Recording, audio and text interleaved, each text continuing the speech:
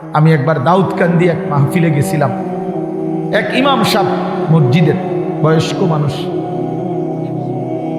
উনি আমার এই জড়ায়া ধরে কাঁদছিল, আমার মনে আছে। উনি বলছিল, হুজুর, কানতে কানতে বলছিল, হুজুর, আমি 28 বছরের জীবনে ইমামতির, আজ 28 বছর এই মসজিদে ইমামতি করি। আমার জীবনের কত স্বপ্ন, কত আশা, বাচ্চাদের কত আবদার, বউ বাচ্চার কত চাওয়া পাওয়া, কিছুই পূরণ করতে পারি নাই হুজুর। অল্প কয়টা টাকা বেতন পাই, টানা হেসরা করে জিন্দিগিটা কাটাইছি হুজুর। বাকি হুজুর আপনারে মহব্বত করি, আপনার কাছে আমি জানতে চাই আমার এই কষ্টের বিনিময়ে আমি আখেরাতে পাবো কিনা। আমি কি বলবো, আমিও কাঁদছি তখন। হায় হুজুর, কি বললেন? চোখটা বন্ধ হলে দেখবেন আপনি আখেরাতে বাদশাহ। ইনশাআল্লাহ আমি বললাম, আপনি দেখবেন আপনি বাদশাহ, আপনি বাদশাহ। যারা আপনার এই দুনিয়াতে মূল্যায়ন করে নাই, সেদিন তারা আফসোস করে, আফসোস করে। তো এই জন্য বললাম, আল্লাহ তাআলা ওই ইমানদার বান্দাকে বলবে, আমার বান্দা, দুঃখে ভরা জীবনটা কাটাই আসছো, ঠিক না? খুব কষ্ট পাইছো আমার বান্দা দুনিয়াটা, কিন্তু আল্লাহর কসম শুনেন, নবীজি বলছে ওই ইমানদার বান্দা সে তখন আল্লাহ পাককে বলবে, আয় মাওলা, আল্লাহর কসম মাওলা, জীবনে হায়াতে, দুনিয়ার জীবনে দুঃখ কি জিনিস আমি কোনোদিন দেখি নাই। প্রিয় বন্ধু, 10 সেকেন্ডের জান্নাতের আরাম বাতাস তার 70 বছরের দুঃখ ভুলায়। ছেলেরা, বন্ধু, তোমরাও মনে রাখো, বাপ, আমরা 200 কোটি মুসলমানও যদি খোদার কসম রাত দিন যদি আমরা মেহনত করি, দুনিয়া অর্জনের জন্য পরিশ্রম করি, মাথার ঘাম পায়ে ফেলে যদি আমরা দুনিয়ার কর্ম সবাই মিলে করি, দিবানিশি 200 কোটি মুসলমানে মিলে কেউ অলসতা না করে, তারপরেও আল্লাহর কসম, রব্বে কাবার কসম, কাফের বেঈমানদের সমান সমপরিমাণ দুনিয়া আমাদের মিলবে না। এটা দিত না মালিকের, যিনি দেওই না উনি কইতে আছে আমি দিতাম না, তো জোরাজোরি করে দিলাম, আমি পারতেন না। আল্লাহ বলছে, আমি বান্দা, আমি দেব না, আমি মোমেনকে দুনিয়া দেব না পুরা। ওয়াদারনি ওয়াল মুকাদ্দিবিনা উলিন নি'মাতি ওয়া মাহিলহুম কালিলা। আল্লাহ বলছে, শোনো বান্দা, ইমানদার, এই আমার ইমানদার বান্দা, মিথ্যাবাদী নাফরমানদের জন্য অল্প কিছু সময়ের জন্যে দুনিয়াটা ছেড়ে দাও।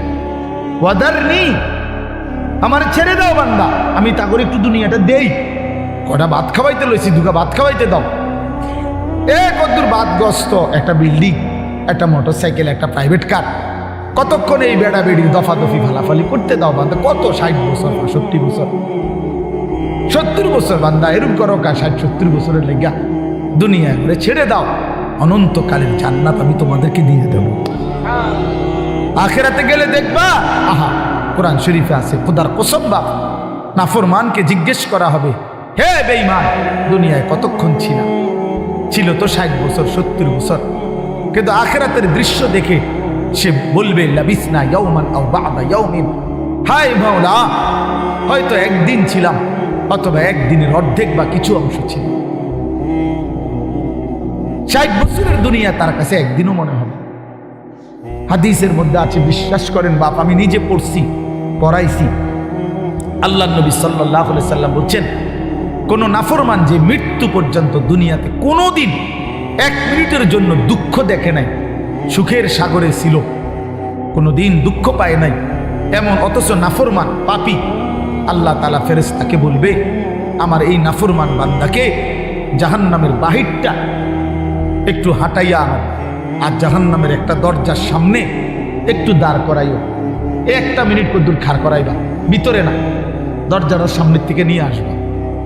ওই ফেরেশতা তাকে জাহান্নামের বাহিরটা ঘুরাইয়া জাহান্নামের দরজার কাছে যখন এনে দাঁড় করাবে, জাহান্নামের একটা গরম বাতাস 1 মিনিটের জন্য, 10টা সেকেন্ডের জন্য জাহান্নামের একটা গরম বাতাস ছাপ করে তার বুকটার মধ্যে লাগবে।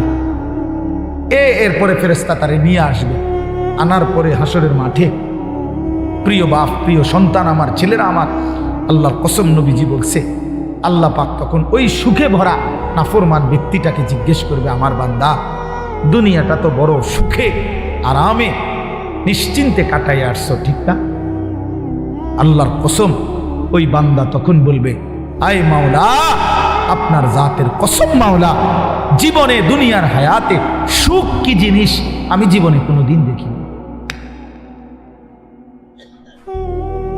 বিশ্বাস করি, এটা হাদিসের। আবার আমি ব্যক্তিগতভাবে খামখেয়ালি কথা কম বলি, এটা হাদিস।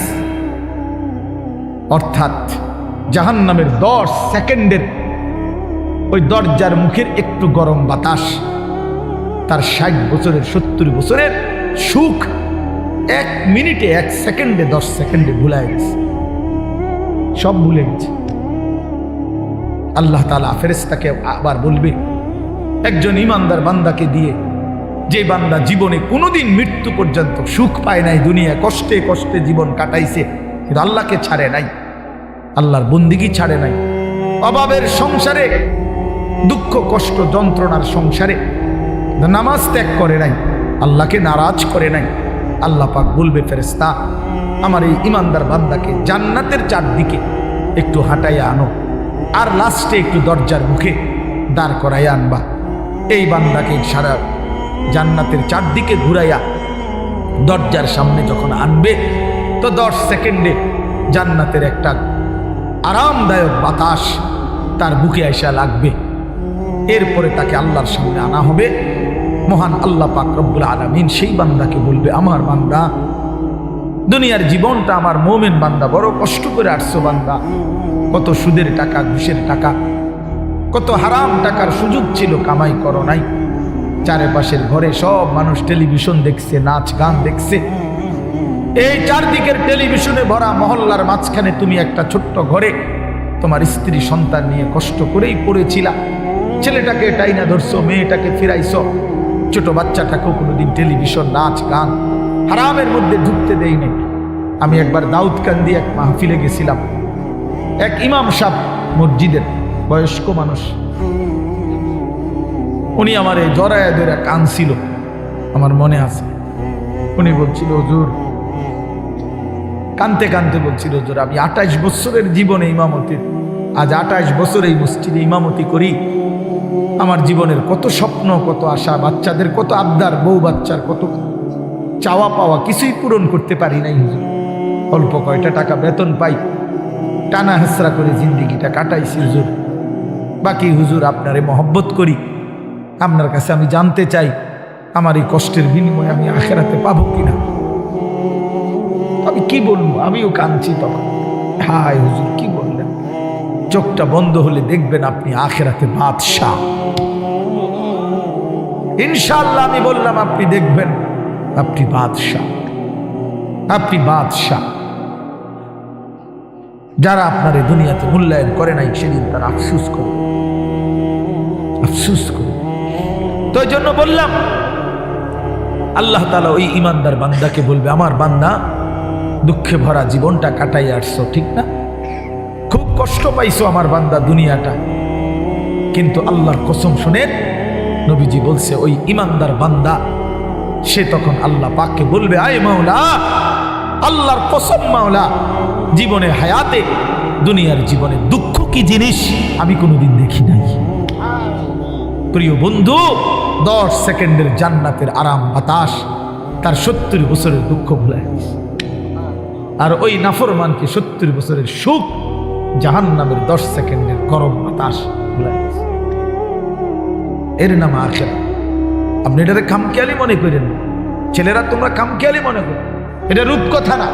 কোরআন শরীফের এই কথাগুলো গল্প, কথা বলেন না, এগুলো রাসূলুল্লাহ সাল্লাল্লাহু আলাইহি ওয়াসাল্লামের এই কথাগুলো গল্প, কিচ্ছা। তো এগুলো যদি অযৌক্তিক হইতো, অবাস্তব হইতো, তো তোমরা যদি বুঝছো যেটা অযৌক্তিক, অপ্রয়োজনীয়, তা আমরা বুঝতে পারতাম না, আমরা ভাত খাই নাই। কথা বলেন, তুমি জেনারেল লাইনে পড়ালেখা করছো, তুমি বেশি পড়ছো, আমরাও তো পড়ছি বেটা, আমরাও তো পড়ছি, আমরাও তো জেনারেল লাইনে পড়ালেখা করছি বেটা। আমি তো কুমিল্লা ভিক্টোরিয়া কলেজ থেকে মাস্টার্স পাস করছি, এসএসসি দাখিলে বিজ্ঞান বিভাগ থেকে, সায়েন্স থেকে তো 1998 ইংরেজিতে সমগ্র বাংলাদেশে সর্বশ্রেষ্ঠ নাম্বার পেয়ে ফার্স্ট স্ট্যান্ড করছি, 1 নাম্বার সারা বাংলাদেশে। সার্টিফিকেট দেখবেন, চলেন সাবের বাজার আই ফাটাবো, অথবা মোকাম্মেল ভাইয়ের কাছে ফাটাবো, ফটোস্টুট করে ফাটাবো, আমি চেক দিবেন, সার্টিফিকেট আসেনি। কয়টা সার্টিফিকেট লাগবে না, ইডি দিয়ে তো ভরে রয়েছি সার্টিফিকেট, ভাত খাইবে তো টাইম নেই, সার্টিফিকেট সামনে দৌড়াইতে তো জান শেষ। তা বলতে চাইলাম প্রিয় বন্ধু, জেনারেল পড়ালেখা, সায়েন্স, বিজ্ঞান পড়ালেখা তো আমরাও করছি ভাইয়া।